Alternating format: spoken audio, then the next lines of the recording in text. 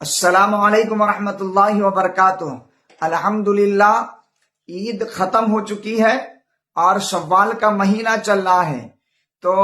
میں بڑے عالم اور مدرسہ کے ذمہ دار اور محتمیم اور مدرس سے ایک بات گزارش کرنا چاہ رہا ہوں کہ جس طرح آپ نے رمضان المبارک کے مہینے میں آپ نے جس مالدار سے چندہ لیا ہے، آج آپ ہمت کر کے انہی مالداروں سے آپ بچہ لانے کی کوشش کیجئے۔ اس سے فائدہ کیا ہوگا کہ ہم جیسے غریب لوگ جو آج مسجدوں پہ امامتی کر رہے ہیں نا، تو ہم سود کے خلاف نہیں بول سکتے، رشوت کے خلاف نہیں بول سکتے، شراب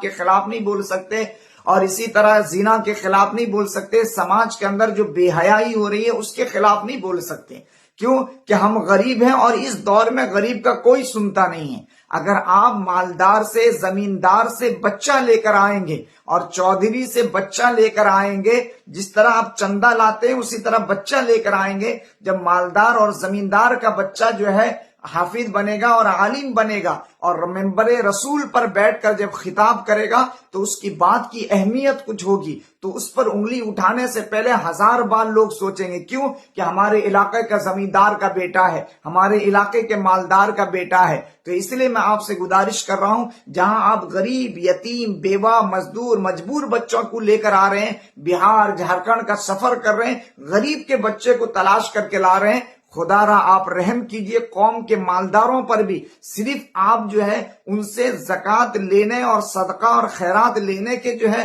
مطلب جو حقدار نہیں ہے، آپ ان سے بچہ بھی کنیکٹ کیجئے۔ آپ ان سے کہیے کہ آپ جہاں چندہ دے رہے ہیں تو آپ قربانی دے کر آپ اپنے بچوں کو دیجئے۔ جب ہمارے قوم کے چودھری اور مالدار اور قوم کے بڑے لوگوں کے بچے جو ہے حافظ اور عالم بنیں گے، آپ یقین جانیے کہ سماج کے اندر جو ہے نا حتی الامکان جو ہے سدھار پیدا ہو جائے گا۔ تو اس لیے جو ہے میں مدرسہ کے محتمیموں سے گزارش کر رہا ہوں کہ جو آپ سفر کا ارادہ کر رہے ہیں جھارکھنڈ، بہار، بنگال، تو آپ غریب اور مزدور اور مجبور کے ساتھ ساتھ مالدار کے بچے کو لے کے آئیے، آپ کو ضرور فائدہ ہوگا، بچہ بھی ملے گا اور آپ کو چندہ بھی ملے گا، کیونکہ مالدار کا بچہ اگر مدرسہ میں پڑھے گا تو ضرور چندہ دے گا۔ تو پھر آپ جو در در جا کر جو چندہ اکٹھا کر رہے ہیں، انشاءاللہ وہ نوبت نہیں آئے گی۔ آپ ضرور اس بات کو آگے شیئر کیجئے تاکہ ہر مدرسہ کے محتمیم کو یہ بات پہنچ جائے، اور ہم جو گزارش کر رہے ہیں وہ ذرا اپنے دل سے جو ہے اس بات کو سوچیں اور سمجھیں،